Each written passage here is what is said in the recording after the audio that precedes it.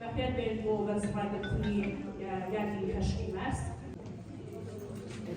لەم ڕۆژەدا پیرۆزبایی لەسەر دەمژنانی ئازادی خوازەکەین، پیرۆزبایی لەو ژنانە دەکەین کە لە ئێستادا گویان لێمانە، پیرۆزبایی لەو ژنانە دەکەین هەموو خەم و ئاواتێکیانەوەیە کە بتوانن کارێک بکەن لە کۆمەلگادا جێدەستیان دیار بێ.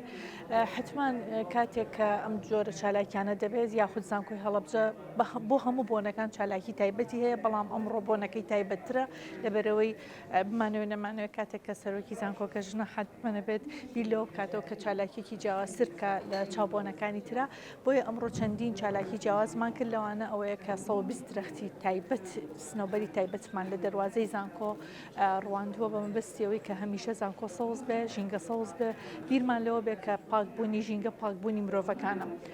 خاڵێکی ترەوەیە کە پانەڵەکانە ئێمە لەم پانەڵانە دەسێ کەسی تایبەتمان هێناوە لە بواری جیاوازدا بۆ ئەوەی قسە و باس بکەن لەسەر ڕۆڵی ژنان لەو ڕوانەی کە کۆمەلگا پێویستێتی.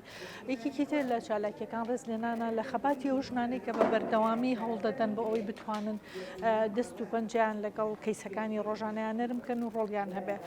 جگە لەوەش ئێمە دواییەوەڕۆ چالاکیێکی ترمان هەیە ئەویژە چینە ناو بازاری هەڵەبجە، چونکە ئێمە زانکۆ هیچ کاتێک خۆمان لە خەڵک و لە کۆمەلگا گیاناکەینەوە.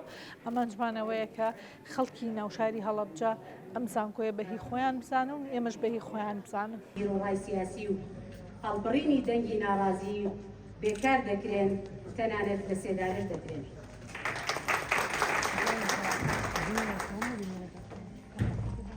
هەموو دەستکەوت و ئەو مافە سیاسیانی کە ژنان بە خەباتی چەند ساڵە بەدەستیان هێناوە دەیانزن.